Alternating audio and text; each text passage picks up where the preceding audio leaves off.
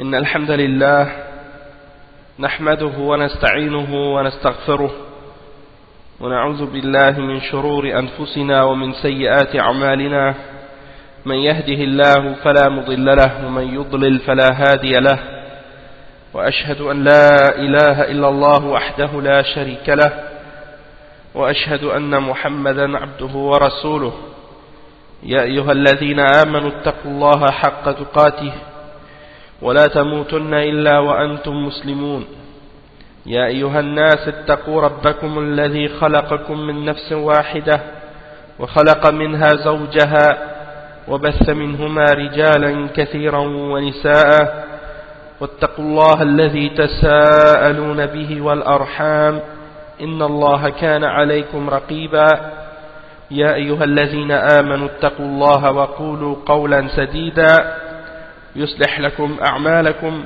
ويغفر لكم ذنوبكم ومن يطع الله ورسوله فقد فاز فوزا عظيما أما بعد إن خير الكلام كلام الله وخير الهدي هدي محمد صلى الله عليه وسلم وإن شر الأمور محدثاتها وكل محدثة بدعة وكل بدعة ضلالة وكل ضلالة في النار أما بعد. Donc le cours qu'on va commencer aujourd'hui, c'est un cours sur l'explication du livre Kashf al-Shubuhat.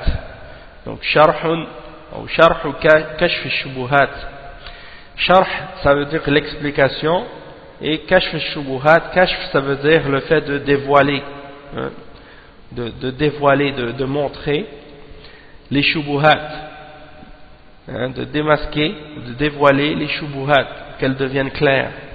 Les shubuhat, c'est un terme qui signifie qu'est-ce que les gens de bid'a ou qu'est-ce que les gens de shirk et de kufr utilisent comme semblant d'argument pour essayer de mélanger la vérité et le faux pour égarer les gens. Dans les dictionnaires de langue arabe, comme on retrouve dans par exemple Mu'jam Maqayis al-Lugha de Ibn Faris, il explique que shabaha shin wal ba wal ha aslun wahidun yadullu ala tashabuh al-shay wa tashakulihi lawlan wa wasfan wa yuqalu shibhun wa shabahun wa shabihun. Donc les trois lettres qui forment l'origine ou la base de ce mot-là, c'est le shin, le ba et le ha. Et ça indique donc une ressemblance entre deux choses, qu'il y a des ressemblances entre deux choses dans leur couleur et dans leur description. Ça c'est un exemple. Et on dit shibhun wa shabahun wa shabihun. Donc toutes ces explications-là montrent que c'est pour montrer qu'il y a une ressemblance entre deux choses. Ça c'est pour la définition linguistique. Et Al-Raghib Al-Asbahani, il dit Ash-Shubha huwa an la yatamayyiz ahadu ash-shay'ayn min al-akhar lima baynahuma min at-tashabuh 'aynan kana aw ma'nan. Donc il dit que la shubha, c'est que deux choses soient semblables l'une de l'autre, de sorte que tu ne puisses plus distinguer l'une de l'autre à cause de la ressemblance qu'il y a entre les deux, soit de façon concrète ou abstraite. Et donc il y a toutes sortes d'explications, de définitions de ce sens-là, et ça c'est dans le sens linguistique. Et quand on parle des shubuhat qui sont jetés dans la aqidah, dans la croyance, eh bien, shubuhat c'est le pluriel du mot shubha. Et on les appelle shubha parce que la personne qui envoie ce semblant d'argument-là, eh bien, il l'envoie sur les gens parce que c'est quelque chose qui ressemble à la vérité, mais c'est quelque chose qui oppose la vérité en réalité. C'est quelque chose qui est faux, mais qu'on essaie de faire ressembler à la vérité pour tromper les gens, pour égarer les gens. pour les faire dévier, pour les faire tomber dans le shirk ou les faire tomber dans la bid'a. C'est quelque chose que lorsque quelqu'un va l'entendre et qu'elle n'a pas de science, ou qu'elle n'a pas de fondement ou de base solide, elle va s'imaginer que c'est un argument et que c'est vrai. Mais lorsque la personne qui possède la science, parmi les ulama, parmi les gens qui ont appris, qui ont étudié, lorsqu'ils vont entendre cette shubha, tout de suite ils vont savoir que soit qu'il manque une chose dans cette information-là, ou soit que cette information-là, elle a été déformée, hein, ou bien soit qu'on a mélangé dans cet argument quelque chose de vrai et de faux en même temps. Donc ça, c'est des exemples de choses qui peuvent représenter différentes formes de shubuhat.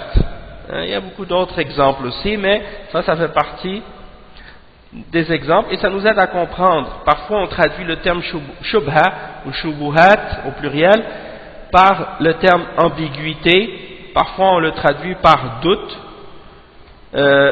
et ça peut vouloir dire ces choses-là dans certains contextes, dans certains contextes par exemple, mais dans le contexte de qu'est-ce qu'on est en train de lire aujourd'hui par rapport au livre Kashf al-Shubuhat, c'est plutôt des faux arguments, hein, des faux arguments, des faux raisonnements et des semblants de preuves. Hein, des semblants de preuves, c'est dans ce sens-là. Des choses qui ont pour but de mettre des doutes et des ambiguïtés dans la croyance et dans la compréhension des gens pour les faire tomber dans le faux. Donc ça a un lien, toutes ces significations-là. Quand on dit ambiguïté, quand on dit doute, hein, fausses preuves, faux arguments, semblants de preuves, et ainsi de suite, tout ça c'est des sens qui donnent qui nous rapprochent donc de la signification de qu'est-ce qu'on veut dire par le terme Shubha. Et le sujet du livre Kashf al-Shubuhat, de façon plus résumée, comme c'est expliqué dans l'introduction du sharh de Cheikh Mohammed ibn Ibrahim al-Sheikh, avec l'introduction du Cheikh Mohammed ibn Abdurrahman ibn Qasim al-Najdi, il explique dans l'introduction Mawdu'u kitab Kashf al-Shubuhat. Donc, quel est le sujet du livre Kashf al-Shubuhat? Le Cheikh il explique, il dit Amma mawdu'uhu faqad abbara anhu samahatu al-Sheikh Muhammad ibn Ibrahim rahimahullah biqawlihi هذا الكتاب جواب لشبه اعترض بها بعض المنتسبين للعلم في زمانه عليه فإن الشيخ الإمام محمد بن عبد الوهاب رحمه الله لما تصدى لبيان التوحيد والدعوة إليه وتفصيل أنواعه والموالاة والمعاداة فيه والمصادمة من ضاده ومصادمة من ضاده وكشف شبه من شبه عليه وإن كانت أوهى من خيط العنكبوت وبينما عليه الكثير من الشرك الأكبر اعترض عليه بعض الجهل المتعلمين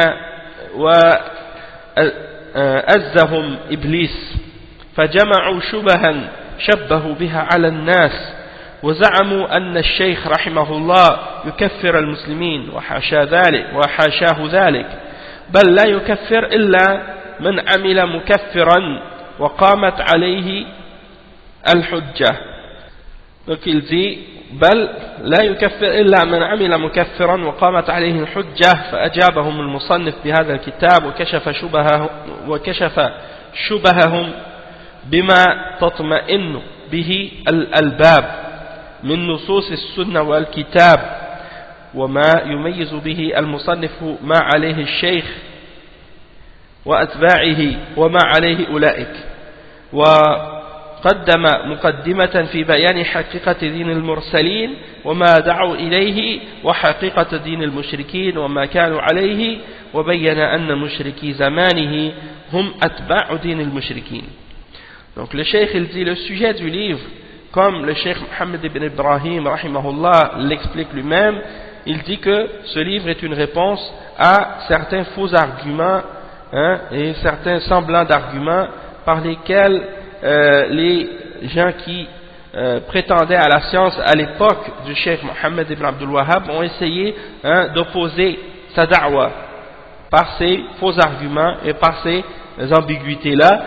Et le cheikh Mohammed ibn Abdul Wahhab, étant donné qu'il s'est placé dans la région où il était, et il s'est établi comme quelqu'un qui appelle à la da'wa du tawhid, et il invitait les gens au tawhid, et il combattait le shirk, et il expliquait les détails de ce qu'il y avait à expliquer dans ces questions-là et dans ces différentes catégories, et il expliquait ce qui avait rapport aussi avec al-muwala ou al-mu'adat, c'est-à-dire le fait d'aimer pour Allah et de détester pour Allah, et de s'unir pour Allah et de se désavouer des gens qui opposent la religion d'Allah, et ainsi de suite, et qu'il opposait tout ce qui venait en opposition avec le tawhid, et donc il dévoilait également les shubuhat, ce genre d'ambiguïté, ce genre de doute que les mushrikines et les gens de dalal essayaient de jeter sur les gens, et il dit que ce sont des shubuhat qui sont plus faibles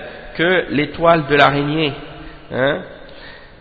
mais étant donné que les gens étaient parfois sur différentes formes de shirk akbar, beaucoup de gens se sont opposés parmi les ignorants, ou des gens qui se sont présentés comme étant des gens qui possédaient de la science, qui prétendent posséder la science, et le shaitan, Iblis, les a encouragés et secoués, motivés à essayer de justement jeter des shubuhat pour essayer de montrer aux gens qu'ils réfutent le Cheikh Mohammed ibn Abdul Wahhab, et qu'ils ramènent des paroles pour essayer de montrer que le Cheikh, qu'est-ce qu'il fait et les choses auxquelles il appelle, c'est pas correct, ou c'est quelque chose qui est contraire à la vérité de l'islam ou à la réalité de l'islam.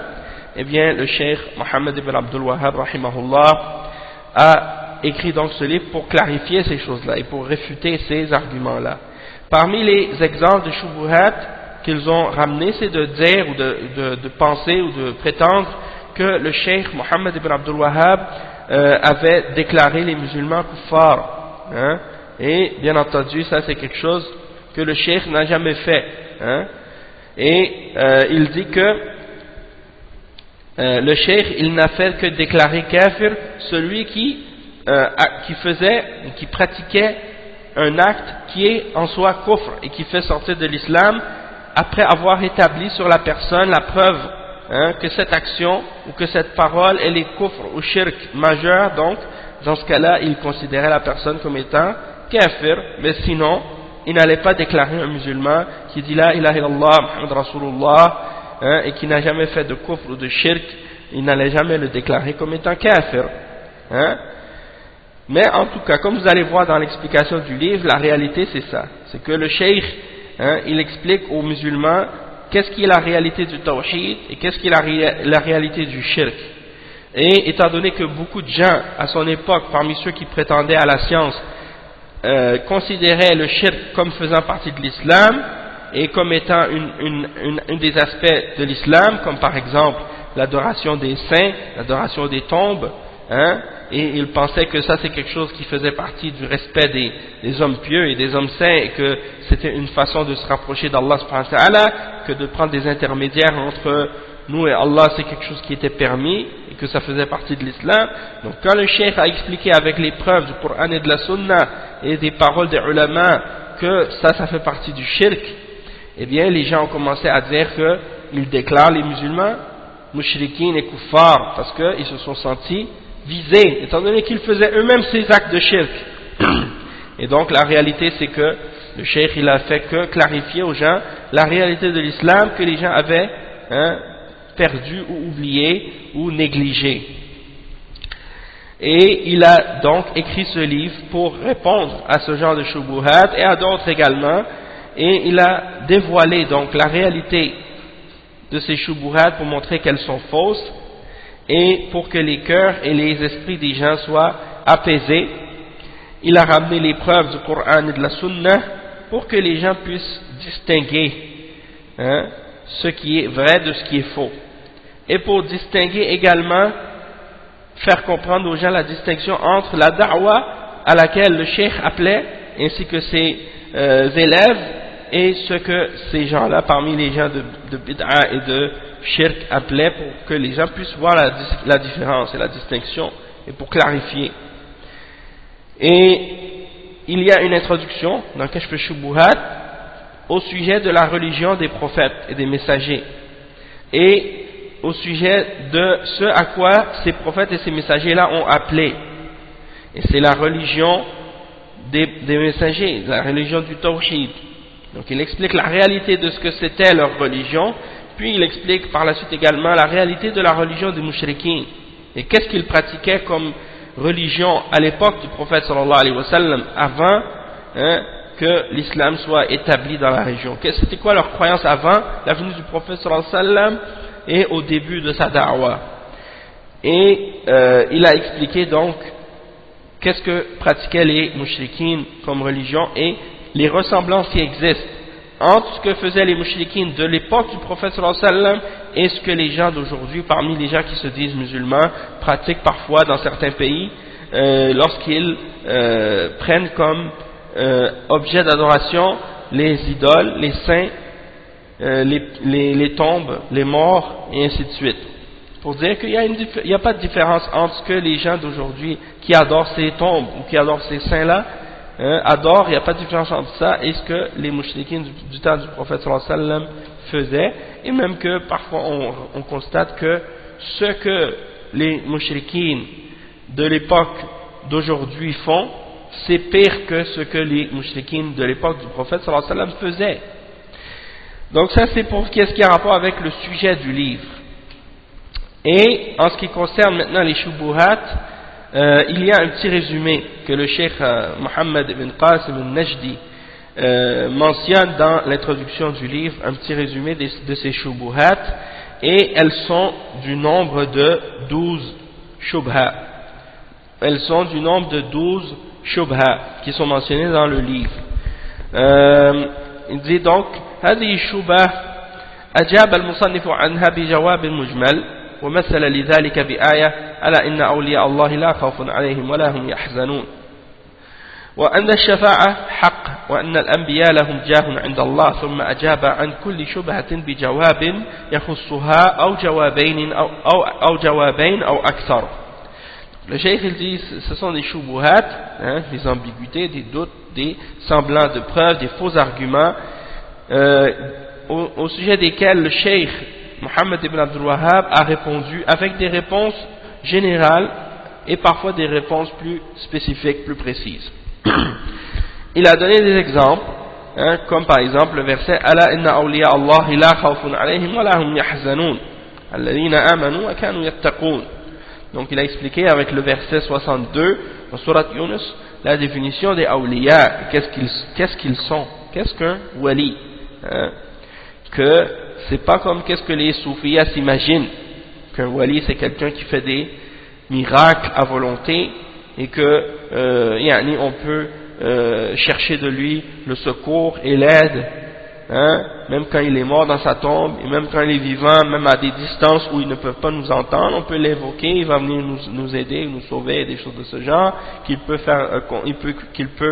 savoir le rêve, contrôler les choses de l'univers, faire tomber la pluie à volonté, des choses de ce genre, faire revivre les morts comme il veut. Donc ça c'est des exemples de qu'est-ce que croient par exemple certains d'entre les soufiyas au sujet de leurs hommes pieux, comment ils ont exagéré à leur sujet, et après leur mort ils vont à leur tombe et ils cherchent de leur part la baraka, ils touchent à leur tombe, ils touchent à la terre de leur tombe, à la poussière sur leur tombe, cherchent la baraka de ces choses-là, ils font le tawaf autour de leur tombe, ils vont même sacrifier ou égorger des animaux à ces endroits-là comme si c'était des idoles, et ils les prennent effectivement comme des idoles.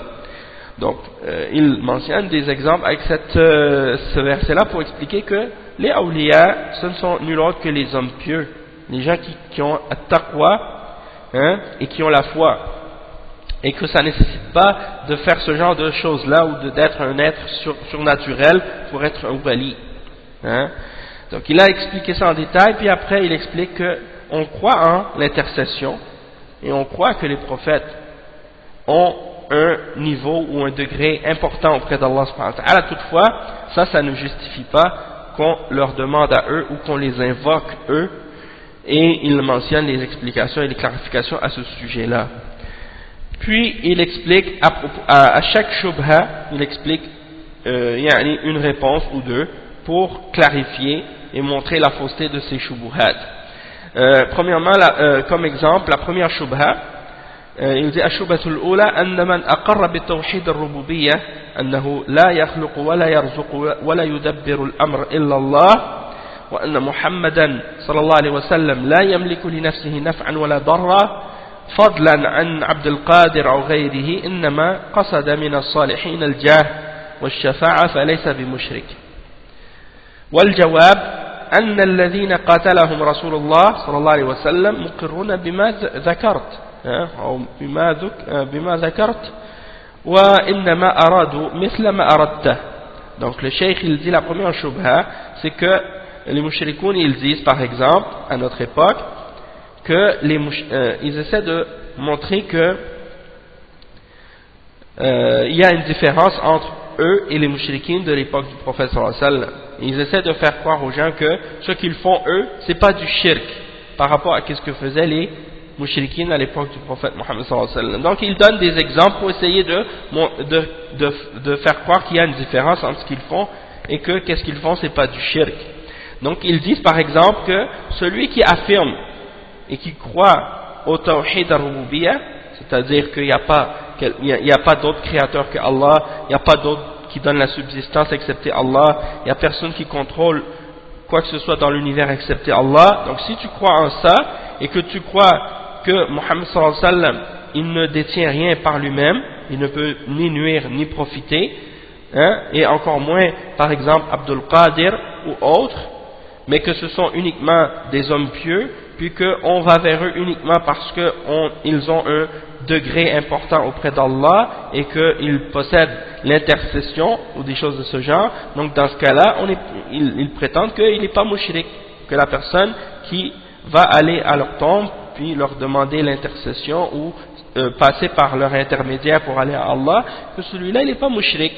Et le cheikh il répond à ça en disant que ceux que le messager Muhammad sallallahu alayhi wa sallam, le messager d'Allah, ceux qu'il a combattus à son époque, eux aussi croyaient en la même chose, c'est-à-dire ils croyaient que il n'y a rien qui peut créer excepté Allah, que personne ne peut créer excepté Allah, que personne ne peut donner la subsistance excepté Allah, et que rien contrôle personne n'a de contrôle sur l'univers excepté Allah.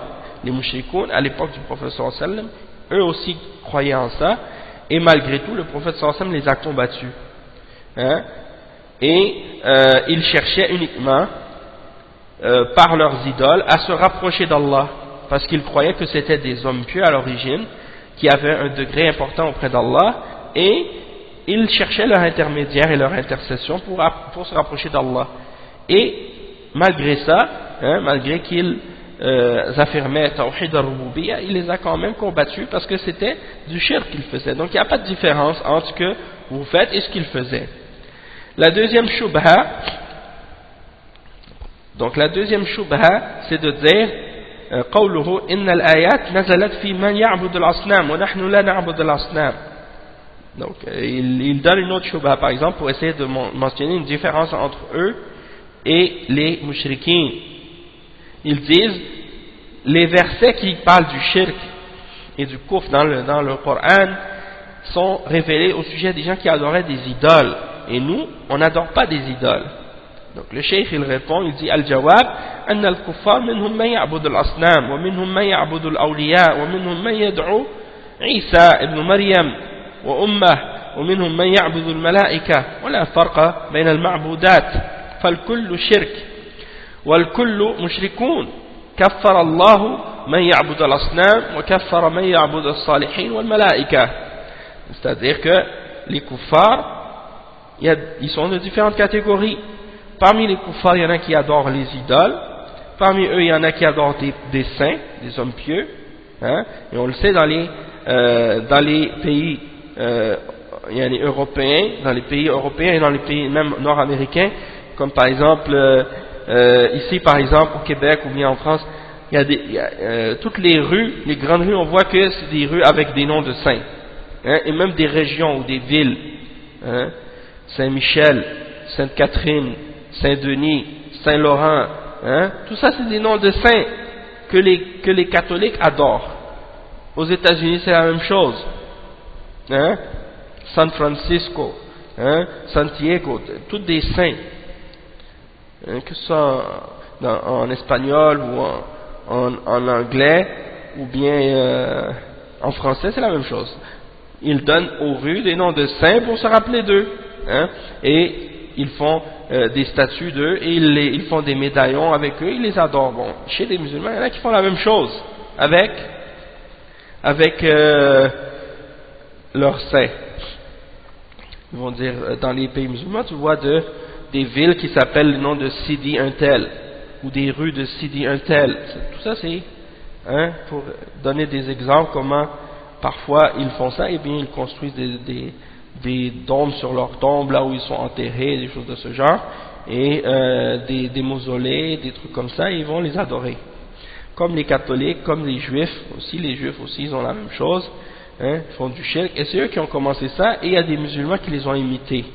Parmi les gens d'égarement, parmi les Rafidah en premier, c'est les Rafidah qui ont ramené ça en premier, puis après les Soufiyas qui les ont suivis, qui ont ramené ça dans le reste des pays musulmans.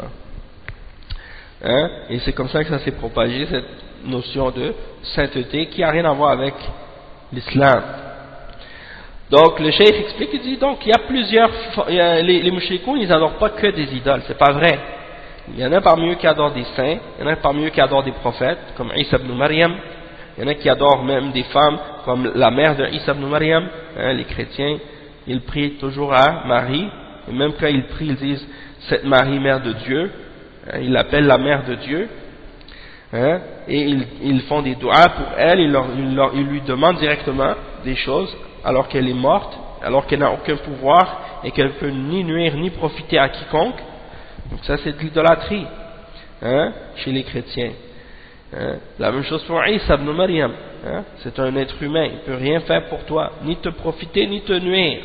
Hein. Donc au lieu d'adorer Allah, ils adorent un être humain. Parmi eux, il y en a qui adorent les anges. Hein. C'est la même chose. Il y a des chrétiens aussi qui adorent les anges, ils demandent directement aux anges au lieu de demander à Allah, alors que c'est Allah qui contrôle les anges. ولا فرق بين المعبودات. Pas de différence entre les différentes choses que tu peux adorer. Hein? Peu importe qu'est-ce que tu adores, si tu l'adores en dehors d'Allah, c'est shirk. Que ce soit un homme, que ce soit un animal, que ce soit un objet, que ce soit une chose inerte, ou que ce soit une chose vivante, une chose morte, peu importe qu'est-ce que tu adores en dehors d'Allah, que ce soit grand, que ce soit petit, hein, du moment que tu l'adores et que tu lui offres une forme quelconque d'adoration, c'est du shirk. C'est pas juste l'idole, une statue qui est sculptée avec une forme animale ou humaine que là ça devient du shirk, comme certains s'imaginent. Donc tout ça c'est du shirk sans exception. Donc fal kullu mushrikoun. Tous ceux qui font ça sont des mushrikoun. Et Allah subhanahu wa ta'ala les a déclaré les gens qui adorent les idoles des kuffars, et il a également déclaré les gens qui adorent les hommes pieux et les anges des kuffars aussi. Donc ça c'est la deuxième shubha. La troisième shubha, أن طلب الشفاعة منهم ليس بشرك. الجواب أن هذا هو قول الكفار سواء بسواء ما نعبدهم إلا ليقربونا إلى الله زلفى ليس لهم قصد إلا شيء واحد وهو طلب الشفاعة من رب الجميع وأنه كفرهم بذلك. Donc la troisième shubha, ils disent par exemple que de chercher l'intercession des hommes pieux et des prophètes, ça c'est pas du shirk. La réponse à ça c'est de dire que ça c'est la même parole que les kuffars à l'époque du prophète sallallahu alayhi wa sallam. La même, exactement. Hein? C'est exactement la même chose, c'est pareil, il n'y a pas de différence. Ils disaient, nous ne les adorons que pour qu'ils nous rapprochent un peu plus d'Allah. C'est-à-dire, c'est pas eux l'objectif principal, c'est pas eux qu'ils veulent atteindre directement. Mais ils passent par eux pour aller à Allah subhanahu wa ta'ala et ils leur demandent l'intercession. Ça c'est la même, donc c'est la même chose. Alors que l'intercession, c'est d'Allah qu'il faut la demander seulement. Donc Allah subhanahu wa ta'ala les a déclarés kuffar parce qu'ils demandaient ou parce qu'ils cherchaient l'intercession auprès d'autres que lui. La quatrième shubha, c'est la suivante. Il dit نفيهم عبادة الصالحين مع أنهم يدعونهم أو يذبحون لهم ويقرون بأن هذا عبادة وأن المشركين الأولين هكذا كانت عبادتهم وإن أنكروا أن هذا عبادة أو جهلوا فهذه الآيات والأحاديث تبين ذلك. Donc la quatrième shubha, c'est le fait que il nie par exemple que le fait d'adorer les hommes pieux, il nie qu'ils adorent les hommes pieux. Il dit non, on n'adore pas les hommes pieux, malgré qu'ils les invoquent, malgré qu'ils leur offrent des sacrifices, et malgré qu'ils sont d'accord pour affirmer que le fait de faire des du'as et de faire des sacrifices, ça c'est une adoration. Et on explique dans ce cas-là que les mushrikoun, les premiers mushrikines, c'était comme ça, leurs adorations. C'est la même chose.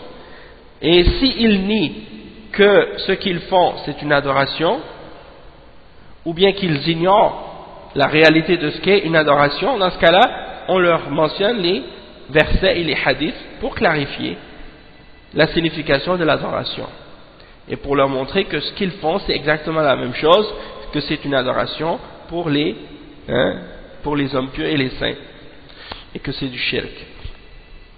La cinquième shubha, c'est que celui qui nie man ankara talab al-shafa'a min al-rasul sallallahu alayhi wa sallam wa salihin fahuwa munkirun li shafa'ati al-rasul wa muntaqisun lil awliya. Donc une autre shubha, c'est de dire que celui qui demande l'intercession de la part du messager ou de la part des hommes pieux, alors il considère qu'il nie l'intercession du prophète sallallahu alayhi wa sallam et il rabaisse les hommes pieux et les saints en niant leur intercession ou en niant le fait qu'ils pourront intercéder, par exemple, au jour de la résurrection. Et la réponse, le cheikh il dit al-jawab anna al-amr bil-aks fa inna al-shafa'a mulkun lillah wa la takunu illa min ba'di idhnihi wa la ya'zanu Allah illa li ahli at-tawhid وأن طلبها من غير الله شرك وهو سبب حرمانها. Donc le cheikh explique que la réponse à cette cinquième shubha, c'est que la vérité c'est le contraire. La vérité c'est que c'est le contraire. C'est-à-dire eux ils disent que de chercher l'intercession, ils disent que nous on nie l'intercession et qu'on nie que les messagers et les hommes pieux auront une intercession, et que donc on manque de respect envers le prophète sallallahu alayhi wa sallam, puis qu'on nie son intercession. La réponse c'est le contraire. La vérité à cette shubha, c'est que la vérité c'est le contraire de ça. La shafa'a, ça appartient uniquement à Allah, et elle ne peut être accordée excepté après qu'il l'ait permis pour quelqu'un à qui il a permis de la faire, et celui pour qui il a permis, c'est-à-dire pour les gens du tawhid, parce que Allah ne va pas permettre à quelqu'un d'intercéder pour quelqu'un qui n'est pas sur le tawhid. Donc l'intercession doit être après qu'il l'ait permis. Personne ne peut intercéder auprès de lui avant qu'il permette à cette personne de le faire, et deuxièmement elle ne pourra être faite que pour quelqu'un qui fait partie des gens qui sont sur le tawhid. Donc Allah ne permet l'intercession que pour les gens qui sont sur le tawhid, c'est-à-dire qui ne commettent pas le shirk. Et le fait de demander l'intercession à autre que à Allah, ça en soi c'est du shirk. Donc celui qui demande l'intercession à autre que Allah n'aura pas le droit à cette intercession là. La sixième shubha, c'est la suivante: أن النبي صلى الله عليه وسلم أعطي الشفاعة وأنها تطلب منه. Donc ils prétendent que le prophète sallallahu alayhi wa sallam a reçu l'intercession, la shafa'a, Et donc on peut la demander de lui directement. La réponse, al-jawab, أن إعطاءه الشفاعة إعطاء مقيدا لا مطلقا وشفاعته للعصاة لا للمشركين وأيضا الشفاعة أعطيها غير الرسول صلى الله عليه وسلم فلا يدل على أنه يعطيها من سألها ولا أنها تطلب منه. Donc la réponse à ça c'est que le fait qu'on ait donné, le fait que Allah subhanahu wa ta'ala donne au prophète sallallahu alayhi wa sallam l'intercession, eh bien il faut comprendre que c'est un don que Allah lui fait qui est restreint, qui n'est pas absolu, hein, qui est restreint, c'est-à-dire qui est limité. Comme si le prophète sallallahu alayhi wa sallam ne peut pas faire l'intercession pour qui il veut et comme il veut. Hein, comme on l'a dit, c'est uniquement pour les gens qui sont sur le tawhid. Donc, sa shafa'a, la shafa'a, il peut uniquement la faire pour les pécheurs et non pour les mushrikines. Et également, il y a que la shafa'a, d'autres que le messager sallallahu alayhi wa sallam l'ont reçu. C'est-à-dire, il y a d'autres que c'est pas seulement le messager qui pourra intercéder au jour de la résurrection, hein, d'autres pourront également intercéder. Et donc, le fait qu'on lui ait donné, ou que quelqu'un reçoive cette intercession-là, ça ne veut pas dire qu'il pourra la donner à celui qui lui demande. Donc, même si tu lui demandes, ça ne veut pas dire qu'il va pouvoir te la donner. Hein? Et de lui donner, et de lui demander à lui, c'est justement ce qui fait que tu en seras privé. Parce que c'est du shirk. Et il ne peut pas la donner, il ne peut pas intercéder pour les mushrikines. Et voilà annaha tutlabu minhu. Et c'est le fait qu'on lui ait donné, c'est pas une preuve qu'on peut lui demander directement à lui. Hein? La septième shubha, c'est anna al-iltija ila as-salihin laysa bi shirk falaysa mushrikan. Wal jawab bit tahaddi يسأل عن الشرك ما هو يسأل عن الشرك ما هو وعن عبادة الله ما هي فإنه لا يدري ما هو التوحيد ولا ما هو الشرك الذي وقع فيه. Donc la septième shubha, il dit que le fait de se tourner et de chercher refuge vers les hommes pieux, ce n'est pas du shirk, hein? Et celui qui le fait, il n'est pas mushrik. La réponse à ça, c'est en défiant la personne. Tu lui lances le défi d'expliquer c'est quoi le shirk. Et tu lui donnes le défi d'expliquer qu'est-ce que c'est l'adoration d'Allah. Et tu vas voir que cette personne qui prétend ce genre de choses, elle ne sait rien. Elle ne sait pas du tout qu'est-ce que c'est le tawhid. Et elle ne sait pas du tout non plus qu'est-ce que c'est le shirk, la réalité du shirk dans lequel elle est tombée. C'est pour ça qu'elle prétend qu'elle n'est pas, qu'elle n'a pas commis de shirk. Parce que si elle savait qu'est-ce que c'était le shirk, elle n'allait pas dire qu'est-ce qu'elle fait, c'est pas du shirk. La huitième shubha numéro 8, c'est, il dit, le cheikh, قوله الشرك عبادة الأصنام ونحن لا نعبد الأصنام فيقال له هل هم يعتقدون أنها تخلق وترزق وإن قال هو من قصد خشبة أو حجرة أو حجرة أو أبنية على قبر أو غيره يدعونه ويذبحون له يقولون إنه يقربنا إلى الله زلفى ويدفع عنا بركته فهذا تفسير صحيح لعبادة الأصنام وهو فعلكم بعينه مع أن الشرك ليس مخصوصا بعبادة الأصنام. Donc la huitième shubha, c'est de dire que le fait qu'ils disent que le shirk, quand ils donnent leur définition du shirk, ils disent le shirk c'est l'adoration des idoles. Et ils disent nous on n'adore pas les idoles. Donc dans ce cas-là on va leur dire, et est-ce que eux ils pensent que c'est-à-dire هل هم يعتقدون أنها تخلق وترزق, c'est-à-dire est-ce que vous pensez que les idoles, parce que les idoles on sait très bien qu'elles ne peuvent rien créer et elles ne donnent pas la subsistance, et les mushrikoun à l'époque du prophète sallallahu alayhi wa sallam, leur shirk par rapport à ces idoles-là, est-ce que c'était de croire que ces idoles pouvaient créer et pouvaient donner la subsistance, hein?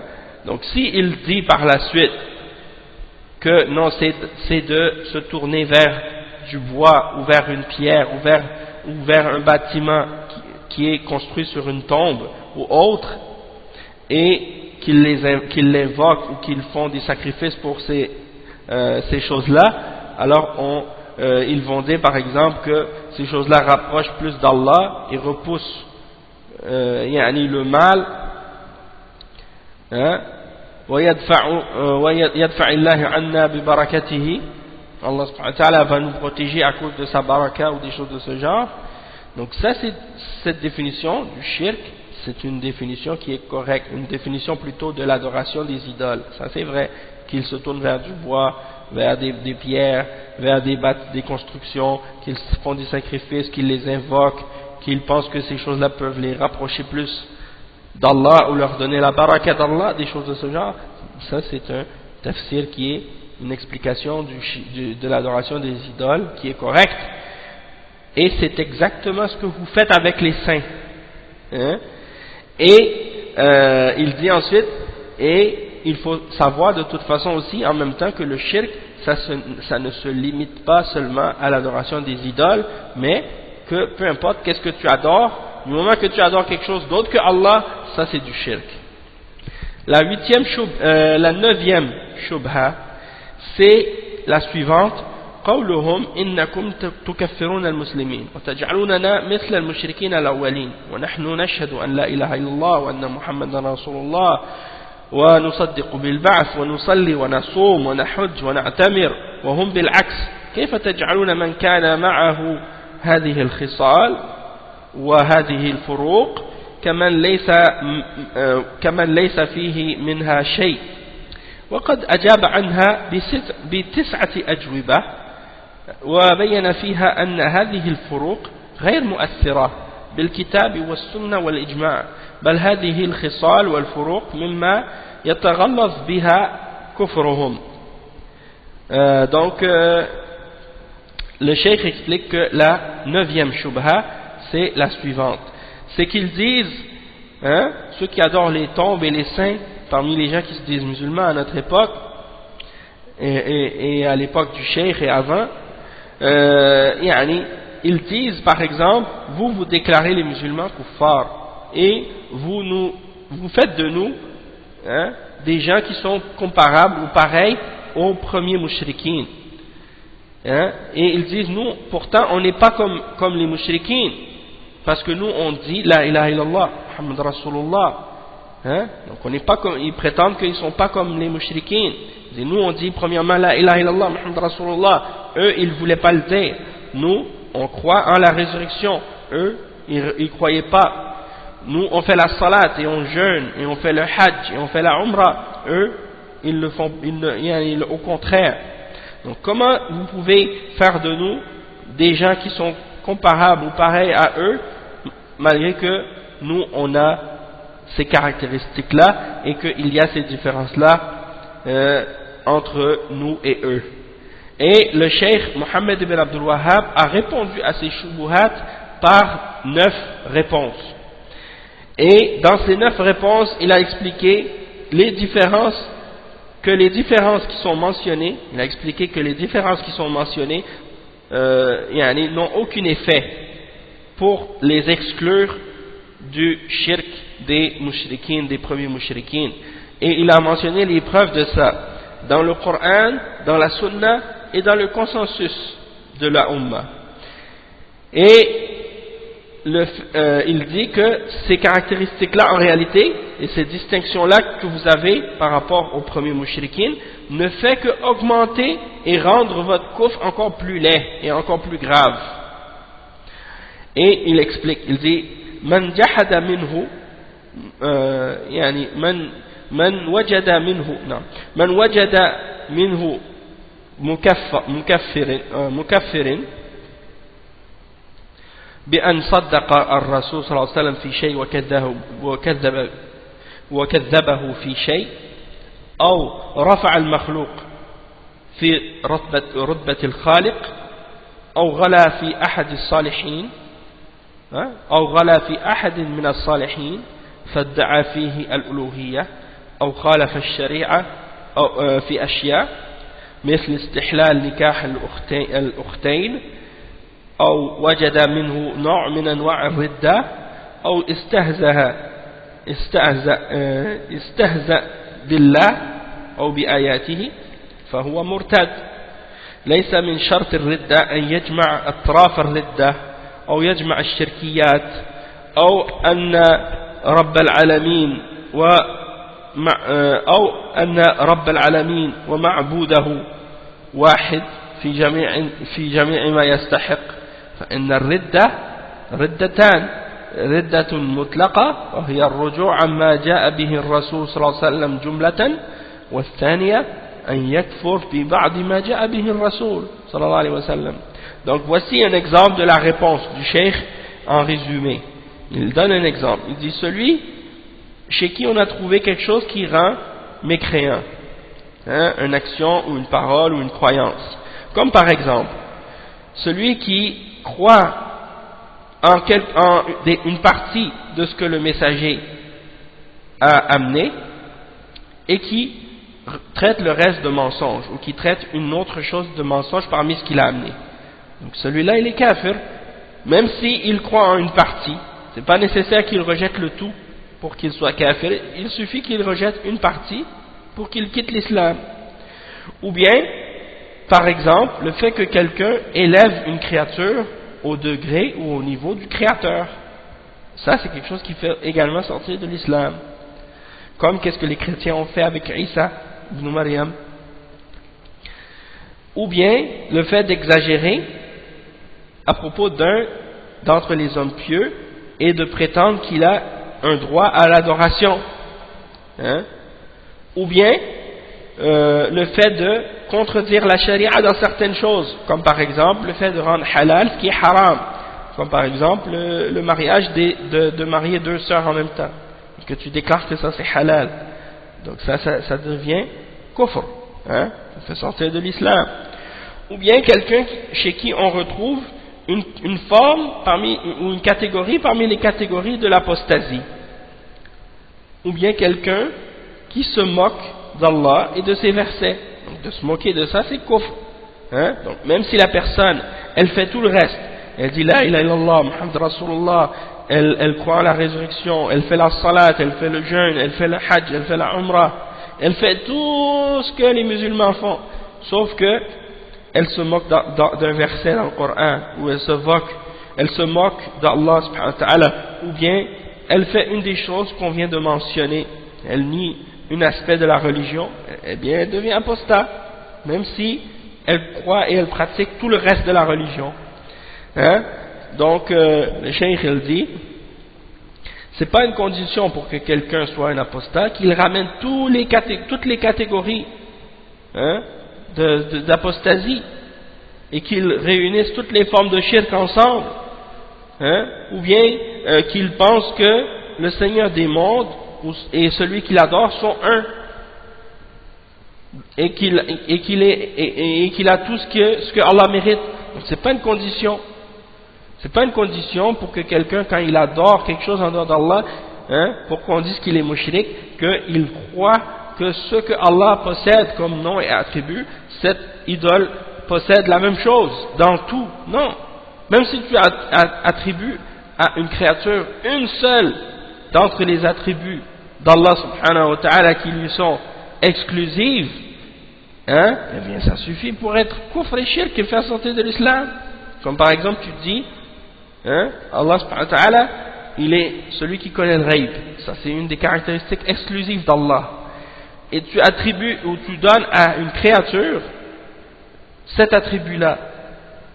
Tu dis par exemple, tel homme pieux, il connaît le ghaib. Eh bien ça suffit. Ça suffit pour dire que la personne elle est kafir. C'est pas nécessaire qu'elle dise que cette personne possède tous les noms d'Allah ou bien tous les attributs divins qui sont mentionnés dans la révélation. C'est pas nécessaire, c'est pas une condition. Et le cheikh il dit, la ridda elle est de deux formes. L'apostasie elle est de deux catégories.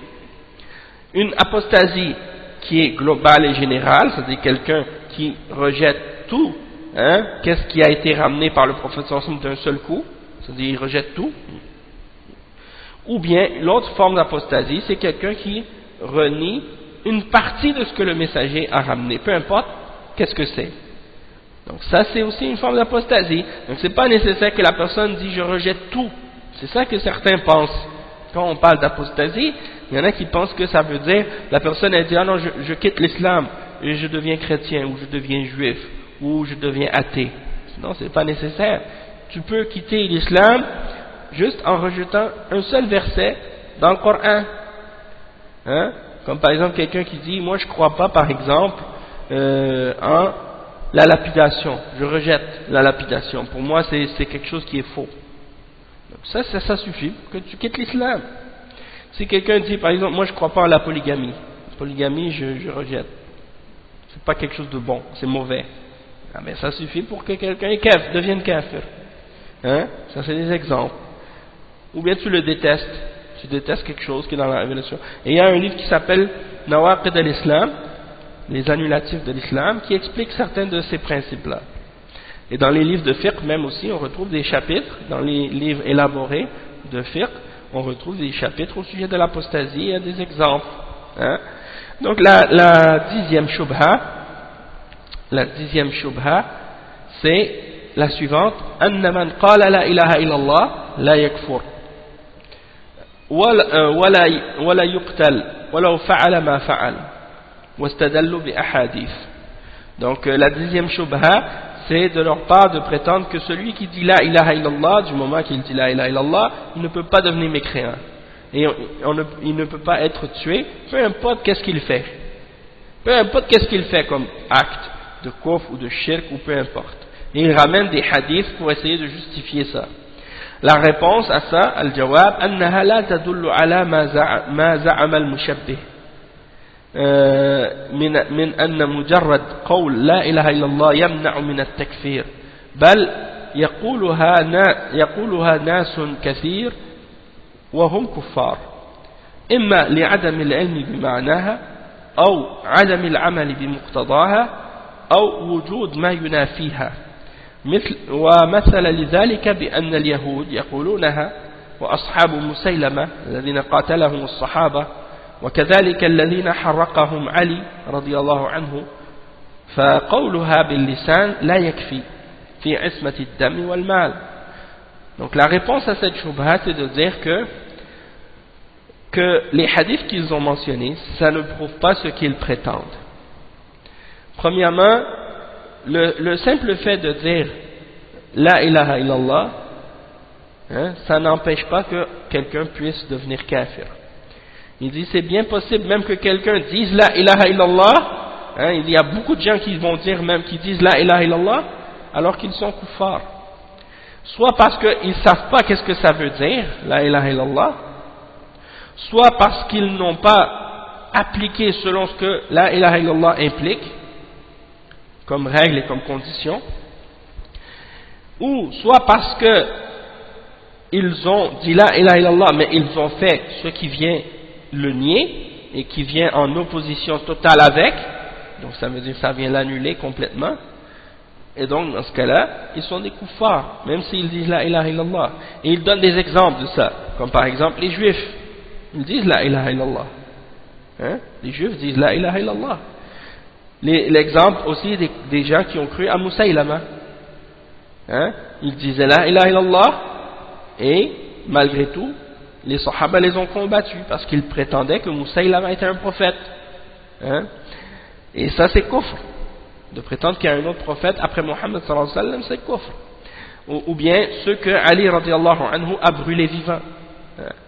Parmi ceux qui prétendaient qu'il était Dieu, parmi les Rafidah. Ceux-là ils disaient la ilaha illallah aussi. Donc c'est pas suffisant juste de dire la ilaha illallah avec la langue pour que ce soit une protection contre ton sang et tes biens. Il faut réellement que ce soit quelque chose qui est compris, qui est su, qui est appliqué, et que tu t'écartes de ce qui oppose, hein, cette parole, et de qu'est-ce que ça, il faut connaître qu'est-ce que ça implique. الشبهة الحادية عشر, la 11e شبهة, قولهم أن الاستغاثة بغير الله ليست شركا لجواز الاستغاثة بالأنبياء يوم القيامة، وقد بين المؤلف جهلهم حيث لم يفرقوا بين الاستغاثتين. Donc la shubha numéro 11, c'est lorsqu'ils prétendent que le fait d'appeler au secours autre que Allah, c'est pas du shirk. Eux, ils prétendent que le fait d'appeler au secours autre que Allah, c'est pas du shirk, parce qu'ils prétendent que au jour de la résurrection, on pourra appeler au secours les prophètes. Et l'auteur, le Cheikh Mohammed ibn Abdul Wahhab, a clarifié leur ignorance du fait qu'ils n'ont pas fait de distinction entre les deux formes d'appel au secours, et que l'appel au secours d'un mort dans cette dunya, hein, c'est pas, ça c'est shirk, et l'appel des prophètes au jour de la résurrection lorsqu'on est tous vivants devant Allah, ça c'est quelque chose d'autre, c'est pas la même chose, c'est pas la même chose. Et il y a des explications plus détaillées qui vont venir là-dessus. Et la 12e shubha, c'est يعني استدلالهم على أن الاستغاثة بالأموات والغائبين ليست شركا بعرضها على إبراهيم من جبريل، والجواب أن هذه الاستغاثة جنس وتلك جنس آخر، فمن سوى بينهما فقد سوى بين المتباينين. Donc la 12e shubha, c'est qu'ils disent par exemple qu'ils cherchent à donner des exemples d'istighatha, le fait d'appeler des morts, hein, le fait d'appeler au secours les morts, ils essaient de prétendre que c'est pas du shirk. D'appeler les morts ou des gens absents, ils prétendent que c'est pas du shirk, en essayant de dire que Jibril, il s'était présenté à Ibrahim alayhi salam pour lui demander s'il voulait son aide, hein? Donc ils essaient de mentionner cet exemple-là pour essayer de justifier que d'appeler les morts et les absents au secours, que ça c'est pas du shirk. Et la réponse que le cheikh il explique ici, il dit que ça c'est une forme, c'est une sorte d'appel à l'aide qui est différente de l'autre, et que tu peux pas faire de comparaison entre les deux, hein?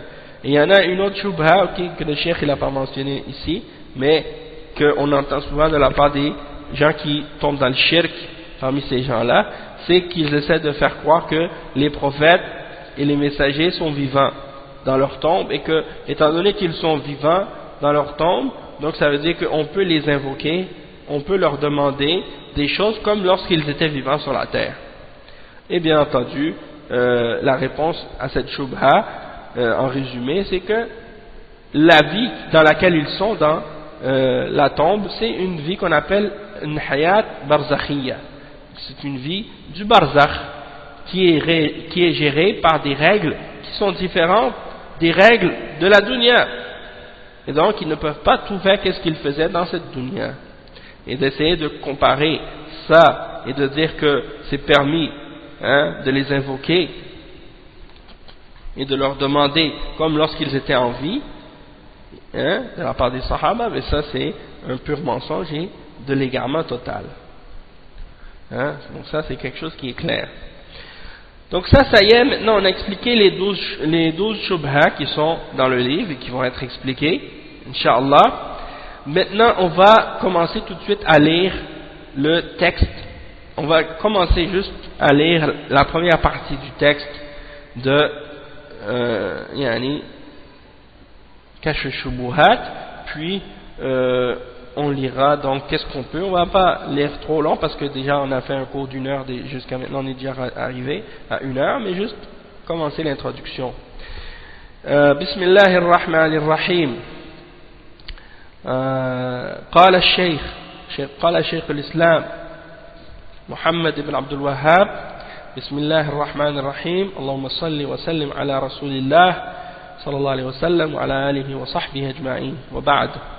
قال شيخ الإسلام محمد بن عبد الوهاب رحمه الله: اعلم رحمك الله أن التوحيد هو إفراد الله سبحانه وتعالى بالعبادة، وهو دين الرسل الذي أرسلهم الله به إلى عباده. فأولهم نوح عليه السلام أرسله الله إلى قومه لما غلوا في الصالحين ودا وسواعا ويغوث ويعوق ونسرا. وآخر الرسل محمد صلى الله عليه وسلم، وهو الذي كسر صور هؤلاء الصالحين، وأرسله الله إلى أناس يتعبدون ويحجون ويتصدقون ويذكرون الله كثيرا، ولكنهم يجعلون بعض المخلوقات وسائط بينهم وبين الله، يقولون نريد منهم التقرب إلى الله ونريد شفاعتهم عنده، مثل الملائكة وعيسى بن مريم وأناس غيرهم من الصالحين. فبعث الله محمدا صلى الله عليه وسلم يجدد لهم دين أبيهم إبراهيم عليه السلام، ويخبرهم أن هذا التقرب الاعتقاد محض حق الله، ولا يصلح منه شيء لغير الله، لا لملك مقرب ولا لنبي مرسل فضلا عن غيرهما، وإلا فهؤلاء المشركون يشهدون أن الله هو الخالق وحده لا شريك له، وأنه لا يرزق إلا هو، ولا يحيي ولا يميت إلا هو، ولا يدبر الأمر إلا هو، وأن جميع السماوات ومن فيهن والأراضين السبع ومن فيهن كلهم عبيده وتحت تصرفه وقهره. Naam. Donc l'introduction, le Cheikh Mohammed ibn Abdul Wahhab, il dit: sache que Allah te fasse miséricorde, que le tawhid c'est d'unifier Allah subhanahu wa ta'ala dans l'adoration, et ça c'est la religion de tous les messagers que Allah a envoyés à ses serviteurs. Le premier d'entre eux étant Nuh alayhi salam. Allah l'a envoyé à son peuple lorsqu'ils ont exagéré au sujet des hommes pieux, Wad et Suwa' et Yarouth et Ya'ouq et Nasr, qui étaient 5 hommes pieux, que ces gens-là ont pris par la suite comme des idoles. Et le dernier d'entre les messagers, qui est Muhammad sallallahu alayhi wa sallam, et c'est lui qui a cassé l'image de ces idoles, de ces hommes pieux qui avaient été pris comme des idoles. Allah subhanahu wa ta'ala l'a envoyé vers des gens, les mushrikoun à son époque, c'était des gens qui adoraient, qui faisaient des formes d'adoration, qui faisaient le hajj, qui donnaient en sadaqa, qui étaient généreux, qui se souvenaient souvent d'Allah. Sauf que ils prenaient entre eux et Allah des créatures comme intermédiaires entre eux et Allah. Et ils disaient: nous ne voulons d'eux que qu'ils nous rapprochent d'Allah. Et on veut de leur part l'intercession, leur intercession auprès d'Allah. Et ils prenaient comme exemple, ils prenaient comme intercesseur ou comme intermédiaire, par exemple, les anges, Jésus, le fils de Marie, ou bien d'autres également parmi les hommes pieux. Alors Allah subhanahu wa ta'ala leur a envoyé le prophète Muhammad sallallahu alayhi wa sallam pour qu'il leur renouvelle leur religion, la religion de leur père Abraham, Ibrahim alayhi salam, et pour leur informer que cette forme de rapprochement et de croyance était un droit exclusif et pur d'Allah seul, et qu'il n'était permis d'en offrir rien à autre que Allah. C'est-à-dire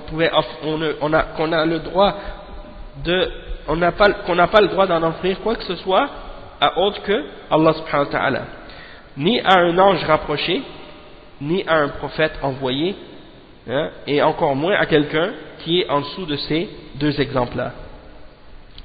Donc on n'a pas le droit de se rapprocher d'Allah en prenant comme intermédiaire ou intercesseur ni un ange rapproché, ni un prophète envoyé, et encore moins quelqu'un qui serait en dessous d'eux. Sinon, ces mushrikoun, à l'époque du prophète sallallahu alayhi wa sallam, ils témoignaient que Allah est le seul créateur et qu'il n'a pas de partenaire. Ils témoignaient que personne ne peut donner la subsistance excepté lui, que personne ne peut faire vivre ou mourir excepté lui, et que c'était lui seul qui avait le contrôle sur tout, et que tous les cieux, et ce qui est dedans, de même que les 7 terres, et ce qui est à l'intérieur, sont tous des serviteurs d'Allah et qu'ils sont tous sous son contrôle et sous sa puissance. Donc ils étaient tous d'accord sur ça, malgré qu'ils faisaient le shirk. Hein? وإذا أردت الدليل على أن هؤلاء الذين قتلهم رسول الله صلى الله عليه وسلم يشهدون بهذا فاقرأ قوله تعالى قل من يرزقكم من السماء والأرض أم من يملك السمع والأبصار ومن يخرج الحي من الميت ويخرج الميت من الحي ومن يدبر الأمر فسيقولون الله فقل أفلا تتقون وقوله قل لمن الأرض ومن فيها إن كنتم تعلمون سيقولون لله قل أفلا تذكرون قل من رب السماوات السبع ورب العرش العظيم سيقولون لله قل أفلا تتقون قل من بيده ملكوت كل شيء وهو يجير ولا يجار عليه إن كنتم تعلمون سيقولون لله قل فأنى تسحرون وغير ذلك من الآيات. Donc Allah subhanahu wa ta'ala, le cheikh il dit, si tu veux savoir la preuve que ceux que le prophète Mohammed sallallahu alayhi wa sallam avait combattu à son époque témoignaient de ce qu'on a mentionné, c'est-à-dire qu'ils témoignaient que Allah est le seul créateur, le seul pourvoyeur, le seul maître de tout, hein, et que tout ce qui existe dans les cieux et dans la terre, ce sont des serviteurs d'Allah et ainsi de suite. Tu veux la preuve de ça? Eh bien, regarde les versets suivants que le cheikh a mentionnés, le verset 31 dans Surat Yunus, et les versets par exemple 84 à 89 dans Surat Al-Mu'minun. Et ça c'est juste deux parties, deux exemples de textes que le cheikh a mentionnés, parce qu'il y en a beaucoup et beaucoup d'autres versets et beaucoup d'autres preuves à ce sujet-là. Donc il mentionne le verset 31 dans Surat Yunus qui signifie: dit, qui vous donne votre subsistance des cieux et de la terre, et qui détient l'ouïe et la vue, et qui fait sortir le vivant du mort, et qui fait sortir le mort du vivant, et qui contrôle toute l'affaire? Et ils vont dire Allah, ils vont répondre Allah. Alors dis-leur, alors pourquoi ne craignez-vous donc pas, n'allez-vous donc pas le craindre, si vous savez que c'est lui qui a tout, qui contrôle tout et qui gère tout? Alors pourquoi vous n'allez pas le craindre et cesser de faire le shirk et cesser d'associer avec Allah et de prendre des intermédiaires entre vous et lui? C'est ça que signifie le verset. Et les autres versets mentionnés dans Surat Al-Mu'minun de 84 à 89, Allah subhanahu wa ta'ala dit: et à qui appartient la terre et tout ce qui est dedans, si vous savez? Ils vont dire: à Allah. Alors dis, n'allez-vous pas vous souvenir? Et dis, et qui est le Seigneur des sept cieux et le Seigneur du grand trône? Ils vont dire: à Allah. C'est à Allah. Et alors dis-leur: n'allez-vous pas le craindre? Et dis, à qui entre la main Man biyadihi, qui détient en sa main les royaumes, le royaume de toutes choses, et auquel on demande protection, et qui n'a besoin de la protection de personne, si vous savez? Et ils vont dire: c'est à Allah. Alors dis-leur, comment pouvez-vous être ensorcelés? Comment pouvez-vous être ensorcelés au point de vous détourner de la vérité à ce point? Ensuite, donc, le Cheikh Ibn Baz, il fait des commentaires à propos de qu'est-ce qu'on vient de lire. Donc, le Cheikh, il commence, le Cheikh Abdulaziz Ibn Baz, rahimahullah, il dit: Bismillahir Rahmanir Rahim, Allahumma salli wa sallim ala Rasulillah sallallahu alayhi wa sallam. يقول المؤلف رحمه الله في كتابه المسمى كشف الشبهات: عباد القبور لهم شبهات كثيرة يريدونها على الدعاة إلى الله ويلبسون به على بعض الناس في دعوتهم للأموات واستغاثتهم بالملائكة والأنبياء وغير ذلك. يقولون لهم هؤلاء لهم جاه عند الله ولهم شفاعة عند الله وهم مقربون عند الله ونحن نطلب منهم الشفاعة ونطلب القربة. نعرف منهم أنهم لا يتصرفون بأنفسهم وأنهم لا يخلقون ولا يرزقون ولكن نريد شفاعتهم وتقريبهم لنا إلى الله زلفى وأنهم ينفعون بشفاعتهم يشبحون على الناس فالمؤلف رحمه الله كتب هذه الرسالة كشف الشبهات لإيضاح هذه الشبهات وإبطالها وبيان أن هذه الشبهات لا تلتبس على أهل العلم والإيمان بل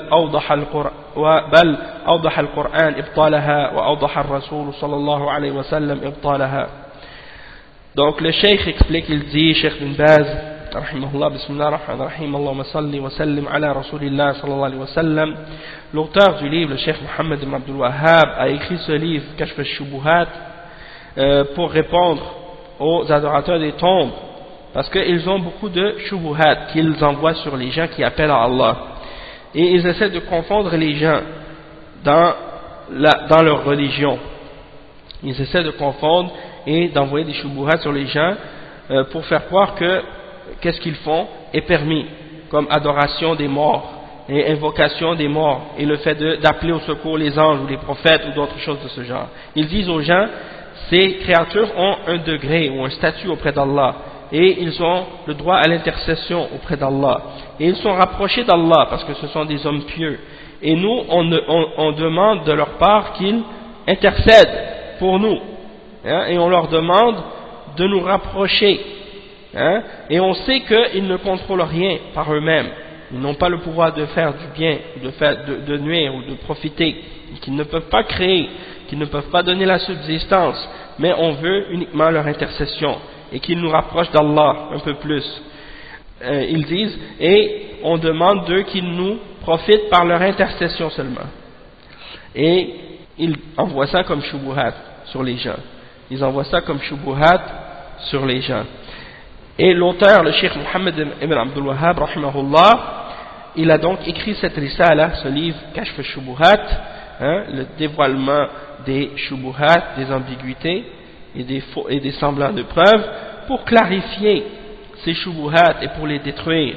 Et pour clarifier que ces shubuhat, elles ne peuvent pas mélanger ou confondre les hommes de science et de foi.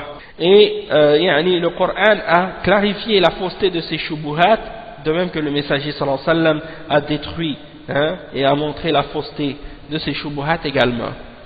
Il dit ensuite, يقول رحمه الله اعلم أيها القارئ أيها المسلم أن التوحيد هو إفراد الله بالعبادة وهو دين الله جل وعلا وإلهكم إله واحد لا إله إلا هو الرحمن الرحيم وقضى ربك ألا تعبدوا إلا إياه وإياك نعبد وإياك نستعين وما أمروا إلا ليعبدوا الله مخلصين له الدين فالتوحيد هو إفراد الله بالعبادة وهو دين الرسل الذي أرسلهم الله به إلى عباده من أولهم نوح إلى آخرهم محمد صلى الله عليه وسلم كما قال جل وعلا ولقد بعثنا في كل أمة رسولا أن يعبدوا الله واجتنبوا الطاغوت هذا دين الرسل وما أرسلنا من قبلك من رسول إلا نوحي إليه أنه لا إله إلا أنا فاعبدون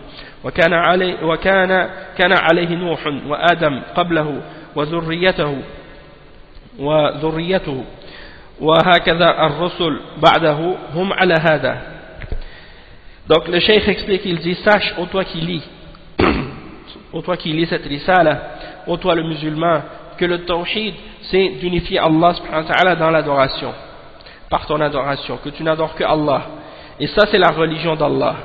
Allah subhanahu wa ta'ala il dit dans Surat al-Baqarah verset 163, et votre divinité n'est qu'une divinité unique, rien ne mérite d'être adoré excepté lui, et il est le tout miséricordieux, le très miséricordieux. Et le verset 23 dans Surat al-Isra, et Allah a ordonné que tu n'adores que lui, et Allah a ordonné que tu n'adores que lui. Et le verset 5 dans Surat al-Fatiha, Iyyaka na'budu wa iyyaka nasta'in, c'est toi seul que nous adorons, et c'est à toi seul que nous demandons l'aide. Et le verset 5 dans Surat al-Bayyinah, وَمَا أُمِرُوا إِلَّا لِيَعْبُدُوا اللَّهَ مُخْلِصِينَ لَهُ الدِّينَ, ils n'ont été commandés que d'adorer Allah en lui vouant un culte pur et en l'adorant lui seul. Donc ça c'est le tawhid, c'est-à-dire l'unicité d'Allah. Et l'unicité ça veut dire qu'on rend Allah unique et qu'on offre notre adoration à Allah seul, en exclusivité. Et ça c'est la religion de tous les messagers que Allah a envoyés à ses serviteurs, depuis le premier d'entre eux, qui était Noé, Nuh alayhi salam, jusqu'au dernier d'entre eux qui est Muhammad sallallahu alayhi wa sallam. Allah subhanahu wa ta'ala, il dit dans le Coran, le verset 36 dans Surat An-Nahl, et nous avons suscité dans chaque nation un messager pour qu'ils disent adorez Allah et écartez-vous du Tarout. Et le Tarout, c'est tout ce qui est adoré en dehors d'Allah subhanahu wa ta'ala. Et ça, c'est la religion de tous les messagers. Allah subhanahu wa ta'ala dit dans le verset 25 dans Surat Al-Anbiya, nous n'avons envoyé de messagers avant toi que en leur révélant, excepté que nous leur avons révélé que rien ne mérite d'être adoré excepté moi, alors adorez-moi. Et donc ça c'est ce que suivait Noé, Nuh alayhi salam, de même que Adam aussi avant lui, et ses enfants qui l'ont suivi par la suite. Ils étaient tous sur la religion du Tawhid, de même que les messagers qui sont venus après Nuh alayhi salam, ils étaient tous sur le Tawhid. فلما حدث الشرك في قوم نوح وأشركوا بود وسواع ويغوث ويعوق ونسرا أرسل الله إليهم نوحا عليه الصلاة والسلام ينهاهم عن عبادة الصور والأصنام ينهاهم عن عبادة الصور الأصنام هم صوروهم ليتأسوا بهم كانوا رجالا صالحين فلما هلكوا في قوم نوح جاءهم الشيطان وقال هؤلاء صفتهم كذا وصفتهم كذا وهم صالحون وأخيار صوروا صورهم واجعلوها في مجالسكم حتى تذكروا عبادتهم حتى تقتدون بهم حتى يصيدهم بعد ذلك بالشرك أو من بعدهم فصوروها ونصبوها في مجالسهم حتى طال عليهم الأمد فعبدوهم من دون الله فالنبي صلى الله عليه وسلم لما بعثه الله أنكر على المشركين عبادة الصالحين وأخبرهم ما جرى لقوم نوح وأنزل الله عليه كذلك سورة نوح وهو الذي كسر صور هؤلاء الصالحين وكانت موجودة في العرب فأمر بتكسيرها لما فتح الله عليه مكة عليه الصلاة والسلام ود وسواع ويغوث ويعوق ونسرا.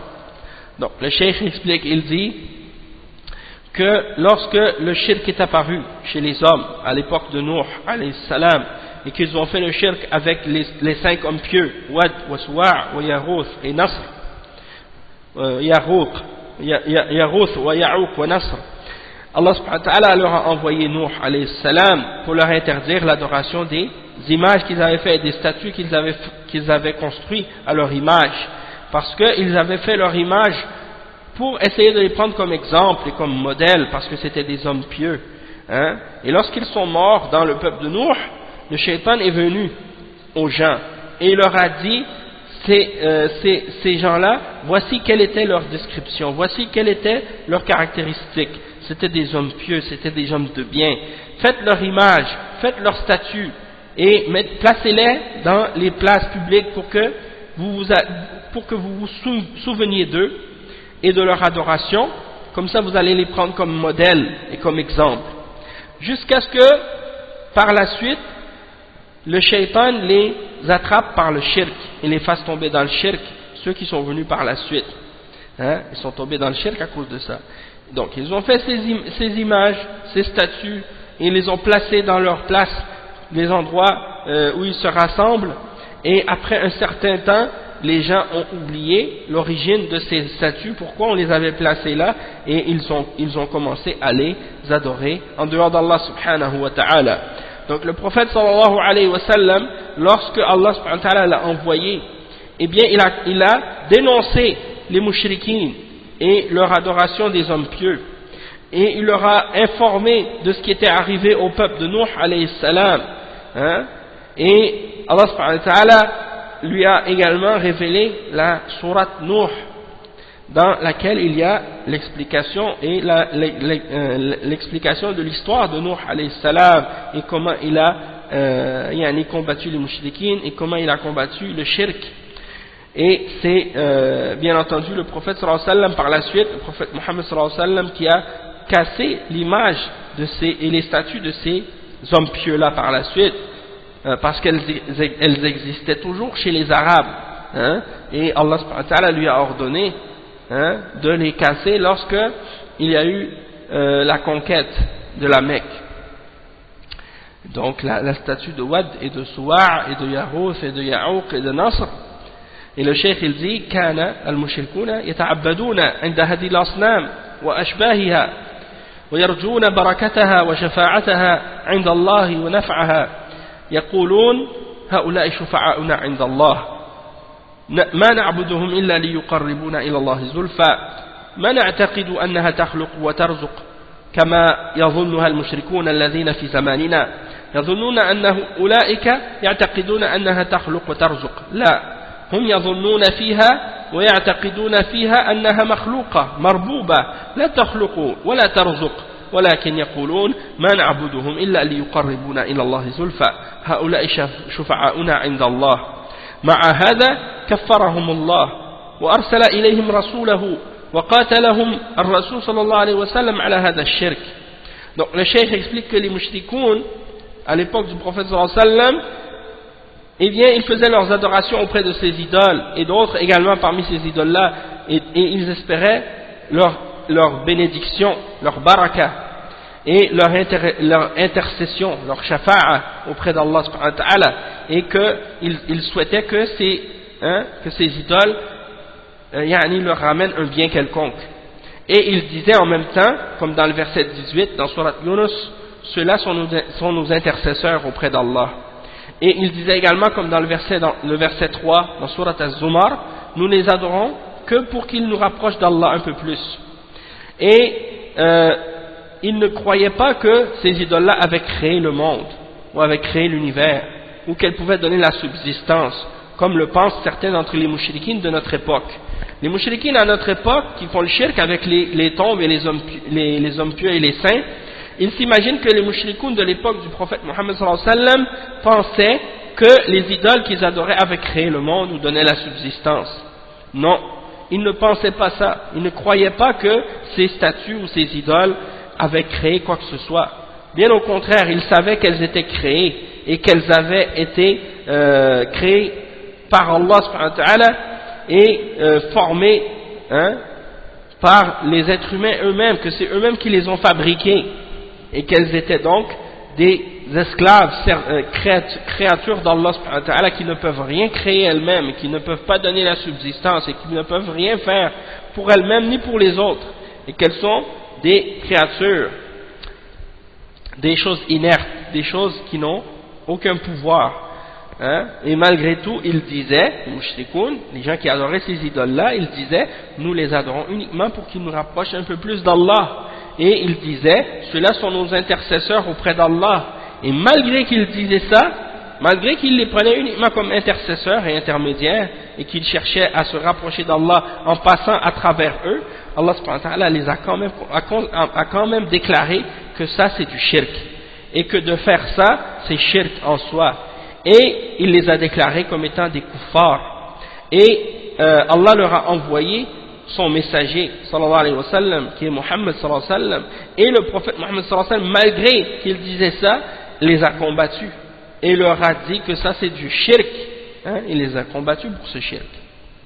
Et le cheikh il dit ensuite, وَهَذَا يُبَيِّنُ لِلْقَارِئ حَقِيقَةَ الشِّرْكِ وَأَنَّهُ هو التشفع بالصالحين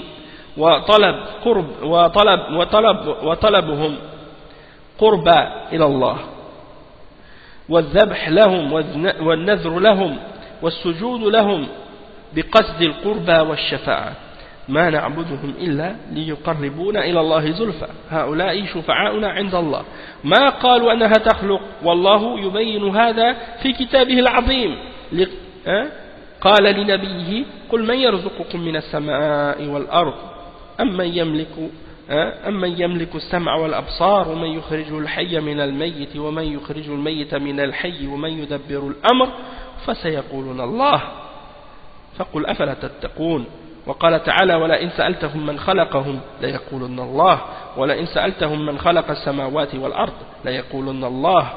Donc le cheikh il dit, donc Allah subhanahu wa ta'ala il clarifie et il clarifie donc la réalité du shirk et il explique que c'est de chercher l'intercession des hommes pieux et de leur demander de nous rapprocher d'Allah et de faire des sacrifices pour eux et de faire des vœux pour eux et de se prosterner à eux et de se tourner vers eux dans notre intention, hein, pour se rapprocher d'eux et leur demander l'intercession.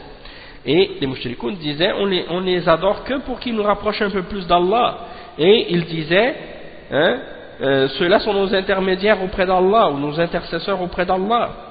Ils n'ont pas dit elles peuvent créer, ils n'ont pas dit elles peuvent donner la subsistance, hein? Et Allah subhanahu wa ta'ala, il clarifie ça dans plusieurs versets dans le Coran, comme le verset 31 dans Surat Yunus. Allah subhanahu wa ta'ala dit qui vous donne votre subsistance des cieux et de la terre, qui détient l'ouïe et la vue, qui fait sortir le vivant du mort et qui fait sortir la mort du vivant, et qui gère toute l'affaire? Ils diront Allah.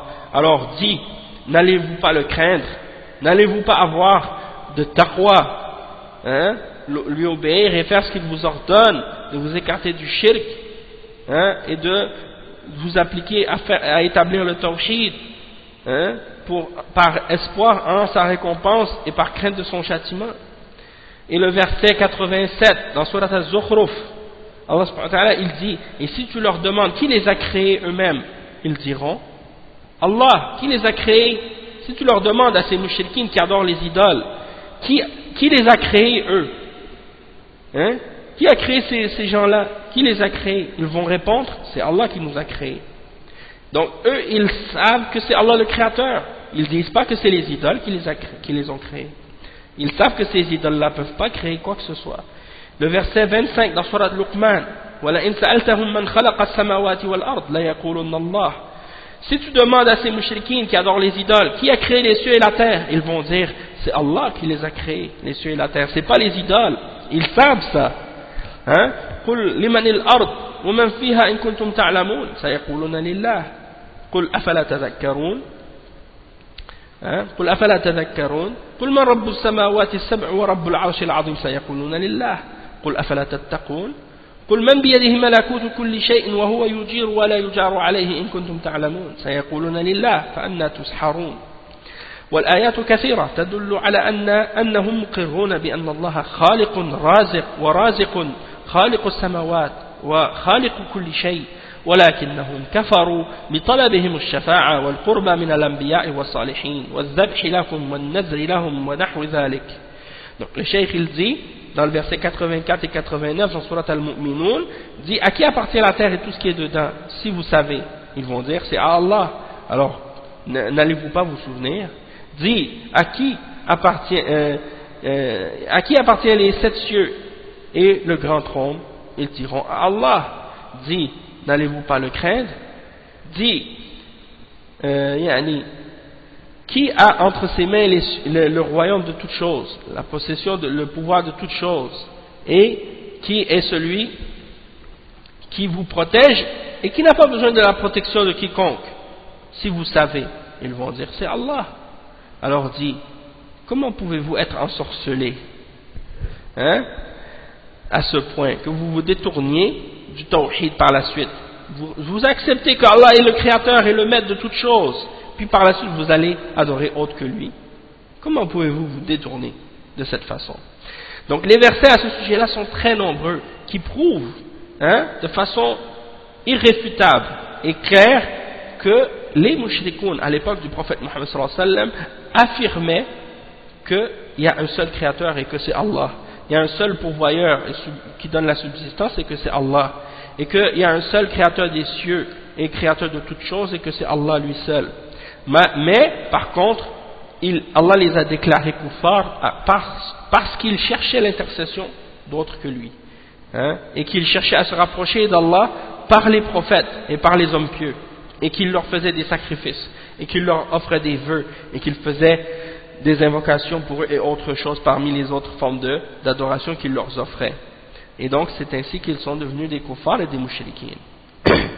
كفروا بهذا وإلا هم يعلمون أن جميع المخلوقات خلقها الله والله رازقها والله رازقها سبحانه وتعالى وهم مقرون بهذا وليس عندهم من شك ولكنهم توسطوا بهم في في طلب الشفاعة وفي طلب المغفرة وفي غير هذا من مطلوبهم وإنما تقربنا إليهم نرجو شفاعتهم وتقريبهم لنا. فبين الله بطلان هذا وأن هذا شرك وكفر وضلال وأن تعبدهم وذبحهم لهم ونذرهم لهم ودعاءهم إياهم كل هذا من الشرك الأكبر. ولو اعتقدوا أنهم مخلوقون مرزقون ما داموا قصروا في هذه العبادة لهم واستغاثوا بهم ونذروا لهم وذبحوا لهم هذا هو الشرك الأكبر.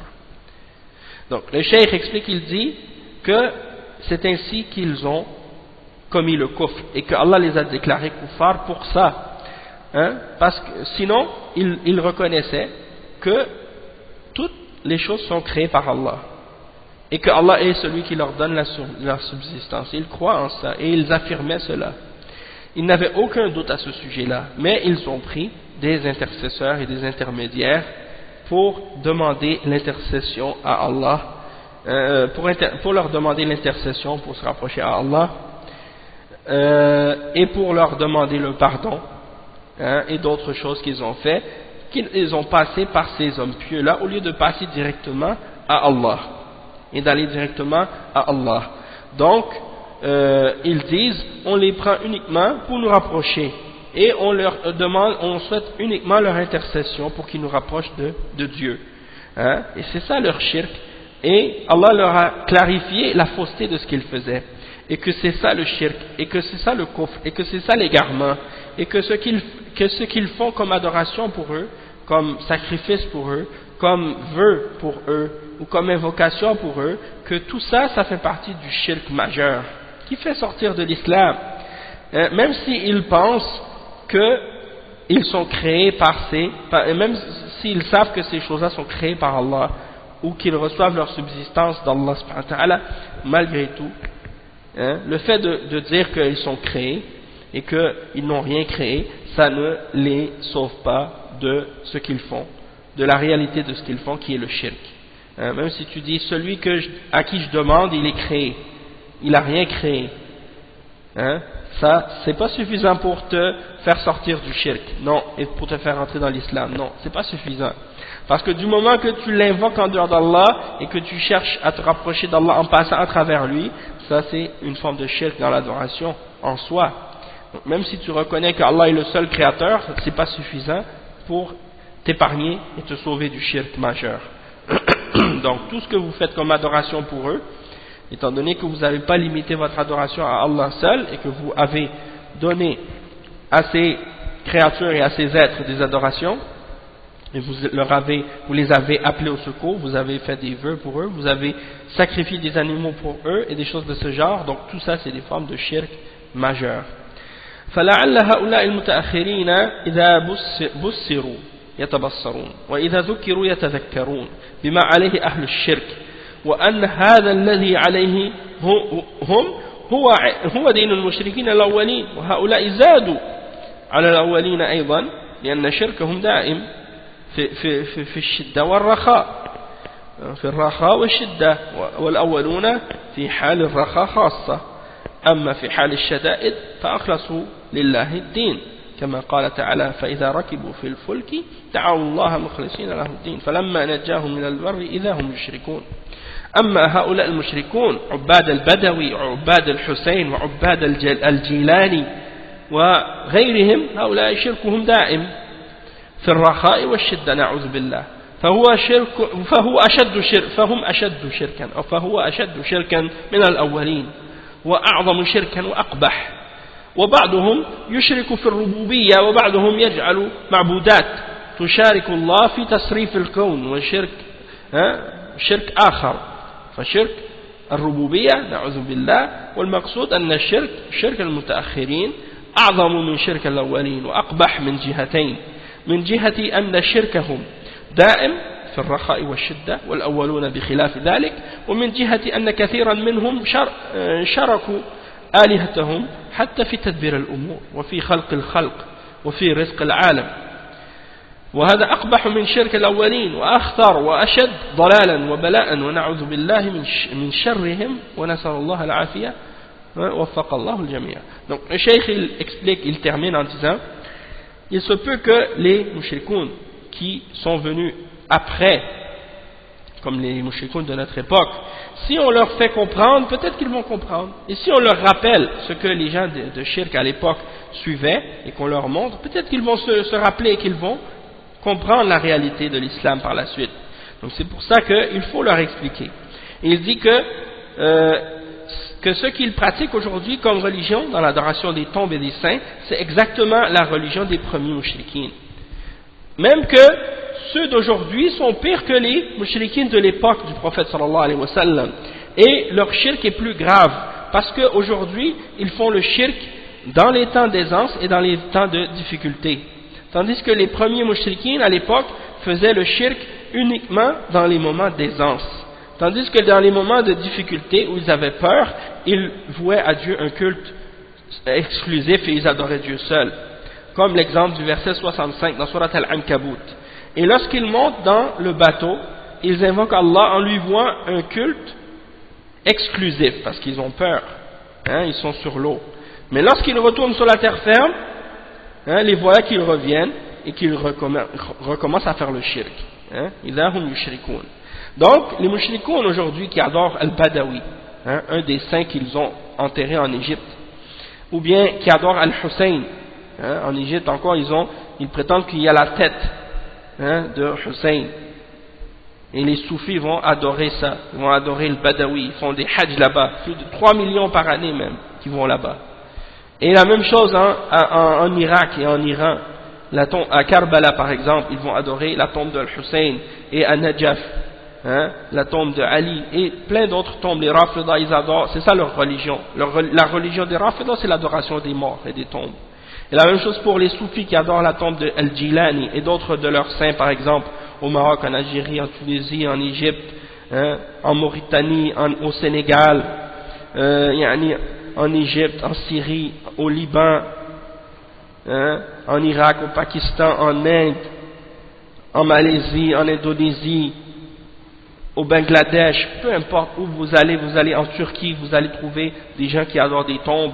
Dans toutes les villes, dans tous les villages, les gens vont adorer ces gens-là et ils pensent que ce sont des intercesseurs entre eux et Allah et ils font le shirk avec eux. Donc, eux, ils ne font pas seulement le shirk dans les moments d'aisance, ils font le shirk dans les moments d'aisance et dans les moments de difficulté. Ils ne font pas le shirk seulement dans les moments d'aisance comme les mushrikines les premiers, ils font le shirk dans le moment d'aisance et dans les moments de difficulté. Tandis que les premiers, ils faisaient que dans les moments d'aisance le shirk. Et ça c'est la preuve que le shirk des gens d'aujourd'hui est plus grave et plus laid encore que le shirk des premiers. Et certains également, ils font même le shirk dans Ar-Rububiyyah, dans la Rububiyyah, parce que ils prennent les saints et ils leur donnent des attributs divins. Et ils associent ces saints-là avec Allah subhanahu wa ta'ala dans le pouvoir de contrôler l'univers et des choses de ce genre.